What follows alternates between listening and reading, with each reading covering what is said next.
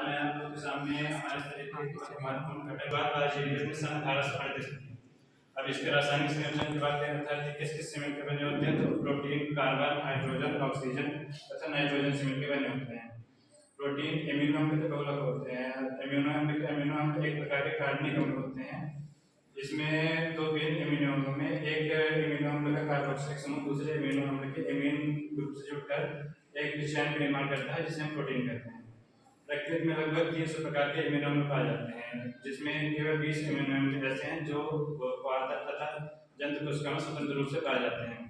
इन 20 amino अम्लों में 10 amino अम्ल ऐसे हैं जिन्हें हम भोजन के रूप में बाहर से ग्रहण करते हैं, इस कारण इन्हें आवश्यक एमिनो अम्ल कहा जाता है।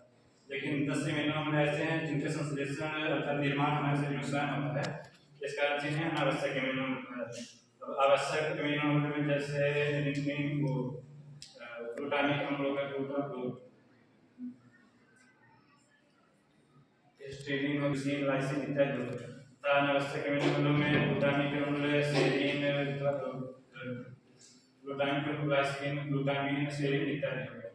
अब जीवाणु तथा बैक्टीरिया कोशिकाओं में लगभग 1000 से 2000 प्रकार के प्रोटीन पाए जाते हैं और मैमल्स की बात करें तो इसमें लगभग 10,000 प्रकार के प्रोटीन पाए जाते हैं। लेकिन इन्हीं मैमल्स में अगर मनुष्यों की बात करें तो इसमें लगभग 50,000 प्रकार के प्रोटीन पाए जाते हैं। अगर इनके वर्गीकरण की बात करें तो प्रोटीन का वर्गीकरण दो प्रकार से करते हैं। पहला हो गया अणुओं के आकृति के आधार पर, दूसरा रासायनिक संयोजन के आधार पर।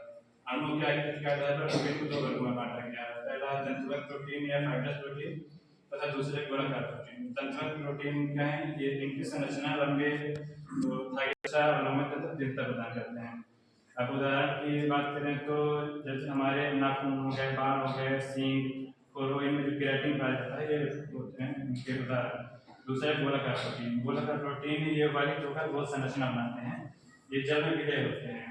इन्हें क्रियात्मक प्रोटीन कहा जाता है क्योंकि ये हमारे शरीर में हमारी कोशिका में होने वाली जितनी उपापचय क्रियाएं हैं इनमें भाग लेते हैं। अब इसमें जैसे कुछ एंजाइम्स हो गए और अनाज गेहूं में पाए जाते हैं। इसके बाद आ जाता है दूसरा वर्गीकरण रासायनिक संयोजन के आधार पर। रासायनिक संयोजन के आधार पर प्रोटीन को 3 वर्गों में बांटा गया है। पहला तो सरल प्रोटीन, दूसरा संयुग्मित प्रोटीन और तीसरा है व्युत्पन्न प्रोटीन। सरल प्रोटीन केवल एमिनो अम्ल के बने होते हैं तथा इनमें कुछ छोटे गोलाकार अणु होते हैं जो जल में घुलनशील होते हैं। अब इनके उदाहरण की बात करें हिस्टोन प्रोटीन हो गया, हिस्टोन प्रोटीन और उदाहरण है। दूसरा तो संयुग्मित प्रोटीन। संयुग्मित प्रोटीन में एक प्रोटीन अणु के साथ दूसरा अप्रोटीनी अणु आकर जुड़ता है।